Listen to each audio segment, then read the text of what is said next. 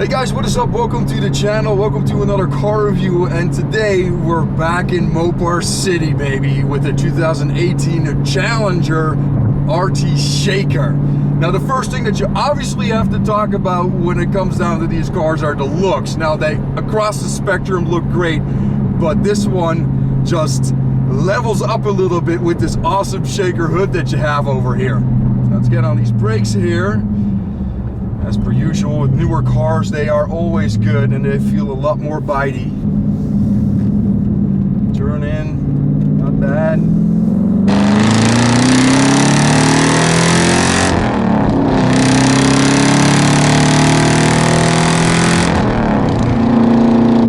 Just getting on it a little bit, that wasn't foot to the floor. Definitely feel those 410 torques right there. Very nice. And also this shifter, I have to notice instantly, nice short. Of course, I'm used to my Mustang, which I have to go that. This, nice and short. Now, since we're here in the 6th gear, let's take a look at the Tack. We're below 1500 RPM. We're probably about 1400 RPM. That is not bad at all.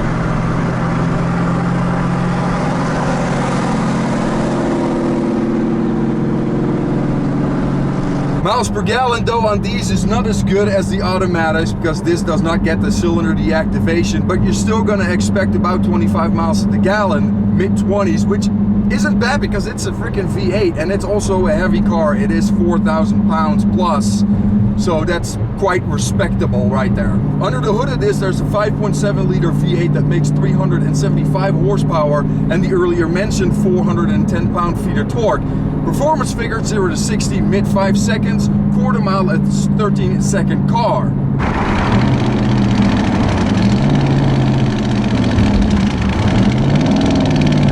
I love that, man, that sound.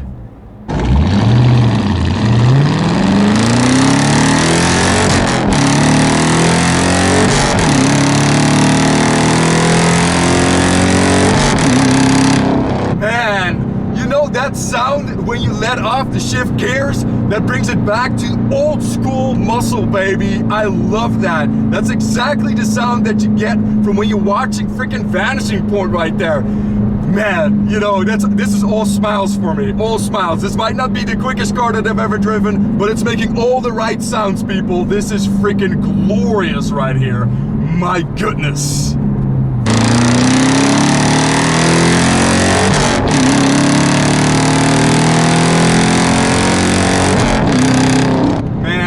I'm sorry guys, but you just cannot beat a proper V8 in a car like this. However, I do have to tell you guys something that I am not happy with, and probably a bunch of other Dodge owners are not happy with either, because this MSRP is around $37,000, which gets you into a Coyote Mustang. And the reason why I bring that up is that the engine in this is virtually the same engine as it was back in 2009. And the problem with that is that the performance on all these other cars, the Camaros, the Mustangs, has gone up, where this one has stayed virtually the same. My Mustang is a 2005. It's well over a decade old. However, the figures of that Mustang are virtually the same as the figures in this car, which I think is very bad and shouldn't be like that.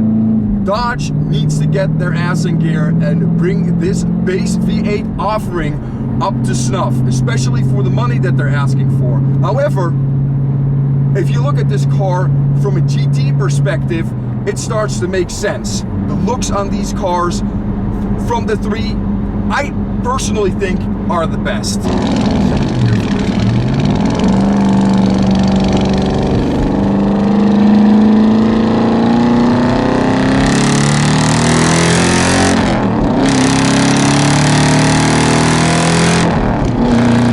I think the coolest thing about this is whenever you hit the gas pedal and whenever you let off, you see that shaker do its thing, and that is just absolutely intoxicating to watch. Now, most of the time you're not really looking at that. You just see it at the corner of your eyes. You just see it move, and it's a freaking awesome thing.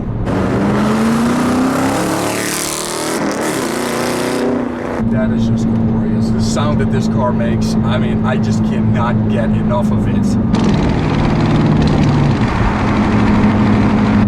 And in fact, like right now, I'm 65 miles an hour, 1500 RPM. I mean, this is the perfect GT car. You can just sit down and drive endless distances in great comfort. Another thing that I love about these is the interior. These seats, I got no issues with them. I'm losing weight, however, but still my love handles are significant and I'm not getting pinched at all. This car is made for the bigger person in mind. And talk about that, you can actually sit in the back of these, which is a major plus over the other two cars.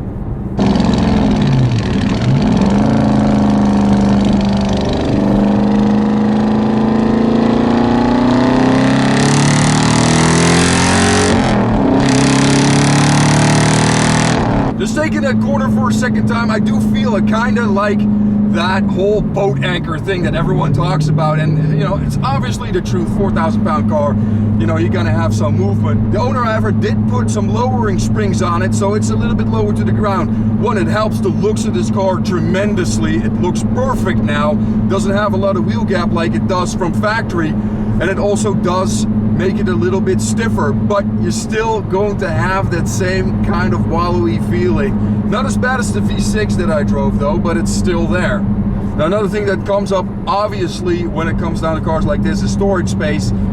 It's freaking great in this car as well. It's a nice big car. That heaviness comes with penalties, but it also comes with positives, and one of the positives is of course having a lot of trunk space, and the seats fold down, you get a little bit more trunk space that way as well. Took that corner in third gear and it had absolutely zero problems with that, and that just tells you how nice this car is to drive. You can haul in it if you want to, but if you want to take it lazy, there is no issue with that, and that is what this car shines as. It's a true GT car. My Mustang doesn't feel this way at all. My Mustang feels kind of like it's more on edge than this. This kind of like a gentleman's muscle car of old, something that I wish would come back, and Dodge, they kind of did in my book with this car.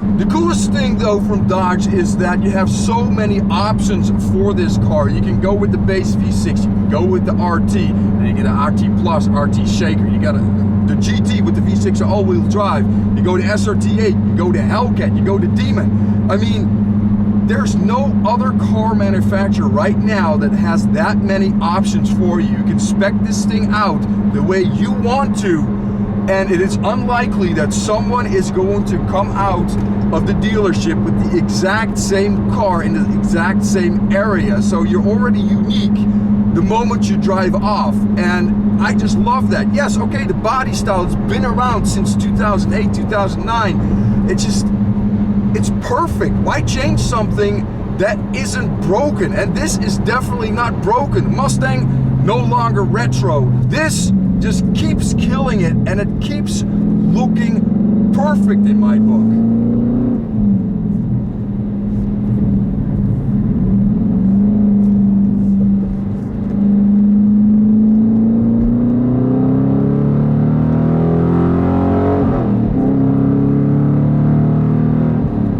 Can't get over the fact that that shaker just makes you feel that you're driving the fastest car in the world.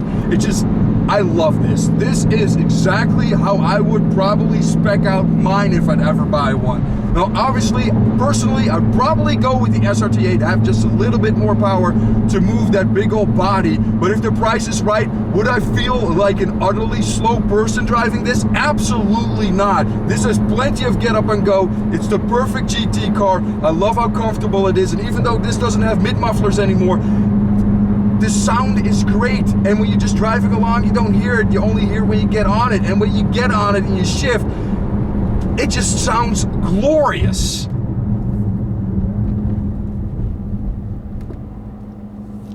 Another thing that I do have to mention about the retro styling on this is the console. If you look at the cars from that era, that console looks very, very similar. So it's just another homage to those old school cars. This is truly the new generation with all that old DNA in it. Dodge did such a great job on these.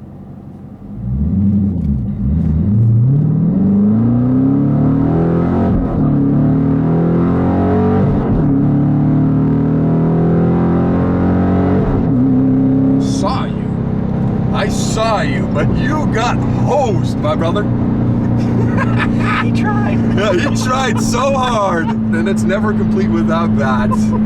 Sorry, buddy. Sorry, Audi. I wasn't planning on it, but then I saw it out of the corner of my eye. And I'm nobody. You gotta have an S4 to play that game, that's for sure. That was hysterical, I'm not gonna lie.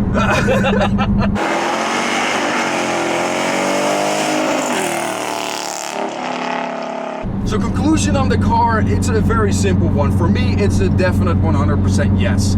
Love the way it drives, it makes all the right sounds, and if you can get over the fact that it might not have as much power as it should, which is definitely Dodge's fault, you're gonna be completely fine with this, and it looks great, and that is the #1 selling point on this car, 100%.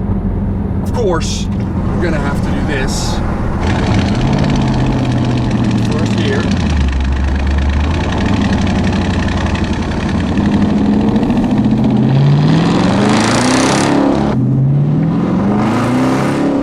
Yes.